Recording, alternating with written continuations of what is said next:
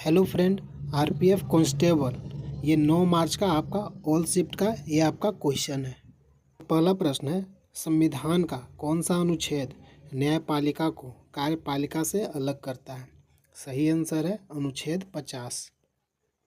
अगला प्रश्न है, राष्ट्रपति द्रौपदी मुर्मू ने सितंबर 2024 से अगस्त 2027 तक किस आयोग की स्थापना की है? सही आंसर है 23वें विधि आयोग। अगला प्रश्न है, संविधान संशोधन के कौन से अनुच्छेद केंद्रीय कार्यपालिका से संबंधित है? सही आंसर है अनुच्छेद 52 से 78। अगला प्रश्न है, स्वर्णिम चतुर्भुज राजमार्ग नेटवर्क की कुल लंबाई क्या है? सही आंसर है 5846 किलोमीटर। अगला प्रश्न है, कौन सा देश 1991 में आर्थिक संकट के दौर से गुजर रहा था और इसके बाद उदारीकरण की नीति अपनाई? सही आंसर है भारत देश। अगला प्रश्न है, वादवादी एमएस गोपाल कृष्णन किससे जुड़े हैं?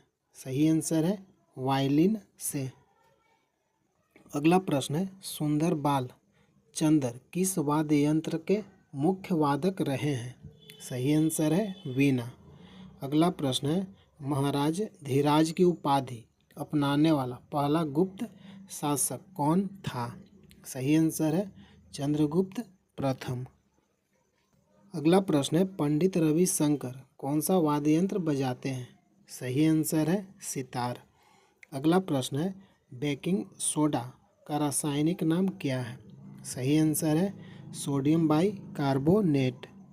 अगला प्रश्न है, काकोरी षड्यंत्र कांड किस वर्ष हुआ था?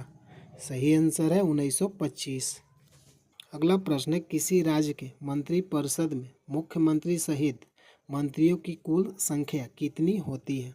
सही आंसर है कुल संख्या के 15% से अधिक नहीं हो सकती है। अगला प्रश्न है, अकबरनामा के पहले खंड में किसका वर्णन है? सही आंसर है अकबर के पूर्वजों और उनके शुरुआती जीवन का वर्णन मिलता है। अगला प्रश्न है, नेताजी सुभाष चंद्र बोस अंतर्राष्ट्रीय हवाई अड्डा कहाँ स्थित है? सही आंसर है कोलकाता। अगला प्रश्न है, भारतीय परिषद अधिनियम 1909 को किसके रूप में जाना जाता है?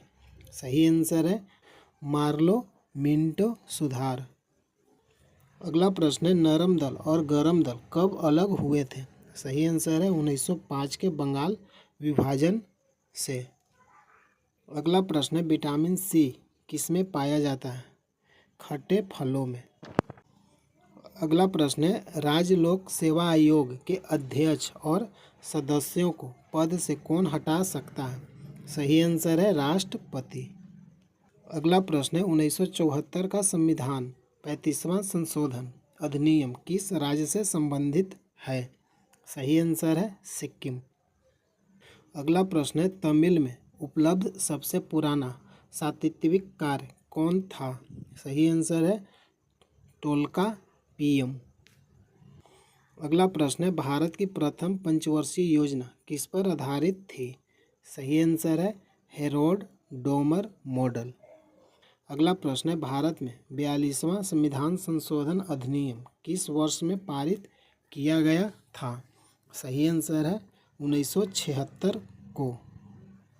अगला प्रश्न है, मेरठ में विद्रोह के बाद विद्रोही सैनिक कहाँ पहुँचे थे? सही आंसर है दिल्ली। अगला प्रश्न है, दूसरी पंचवर्षीय योजना का उद्देश्य किस पर जोर देना था? सही आंसर है औद्योगिक क्षेत्र का। दूसरी पंचवर्षीय योजना में किसका उद्देश्य था? औद्योगिक क्षेत्र पर। अगला प्रश्न है, भारतीय संविधान का अनुच्छेद 36 किससे संबंधित है? सही आंसर है राज्य की परिभाषा का वर्णन किया जाता है। अगला प्रश्न है, उदार शक्ति सैन्य अभ्यास किस देश के बीच होता है? सही आंसर है भारत और मलेशिया के बीच। अगला प्रश्न है, भारत में 42वां संविधान संशोधन अधिनियम 1976 में पारित हुआ।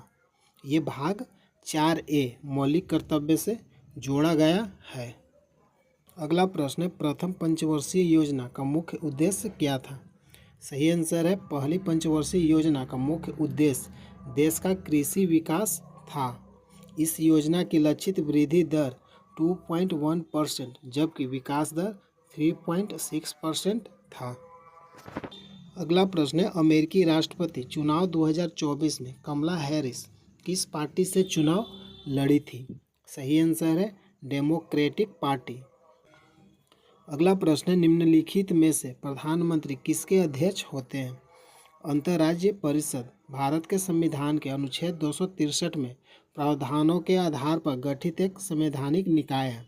अंतर्राज्य परिषद के अध्यक्ष कौन होते हैं? प्रधानमंत्री। अगला प्रश्न है, आम्रवर्षा किस राज्य में होती है? सही आंसर है, केरल में। और कर्नाटक के तटीय क्षेत्रों में गर्मी के अंत में होने वाली मानसून से पहले ही वर्षा होती है। इन्हें आम्रवर्षा के रूप में जाना जाता है। अगला प्रश्न है, निम्नलिखित में से हिमाचल प्रदेश की जनजाति कौन सी है? सही आंसर है, ये हिमाचल प्रदेश की प्रमुख जनजाति है। किन्नौर जनजाति, गुज्जर जनजाति, लाहौली जनजाति, गद्दी जनजाति, स्वांगला जनजाति, पंगवाल और खम्पा जनजाति। अगला प्रश्न है, चिनहट का युद्ध 1857 में कहाँ लड़ा गया था? सही आंसर है, 30 जून 1857 को ब्रिटिश सेनाओं और भारतीय विद्रोहियों के बीच चिनहट का युद्ध अवध और लखनऊ के पास इस्माइलगंज में लड़ी गई थी। अगला प्रश्न है, ऑक्सीजन का परमाणु क्रमांक कितना होता है? सही आंसर है, 8। अगला प्रश्न है, हाल ही में प्रधानमंत्री नरेंद्र मोदी के द्वारा कौन सा सुपर कंप्यूटर लॉन्च किया गया? पीएम मोदी ने 3 परम रुद्र सुपर कंप्यूटर लॉन्च किए। अगला प्रश्न है, कांसे की नर्तकी की मूर्ति कहाँ से मिली थी? सही आंसर है, पाकिस्तान के सिंध प्रांत के मोहनजोदड़ो में मिली थी। अगला प्रश्न है, 1857 की क्रांति में मेरठ क्रांति के बाद सैनिक कहाँ चले थे? सही आंसर है, दिल्ली की ओर। अगला प्रश्न है, गुरु नानक जी का जन्म कहाँ हुआ था? सही आंसर है, सिखों के प्रथम आदि गुरु गुरु नानक देव जी का जन्म कार्तिक पूर्णिमा संवत 29 अक्टूबर 1469 को। अगला प्रश्न है, राज्य लोक सेवा आयोग के अध्यक्ष को कौन हटा सकता है? सही आंसर है, राष्ट्रपति। अगला प्रश्न है, तमिल व्याकरण की कौन सी रचना है जिसे तमिल साहित्य की सबसे पुरानी मौजूदा रचना कहा जाता है? सही आंसर है, तोल्काप्पियम।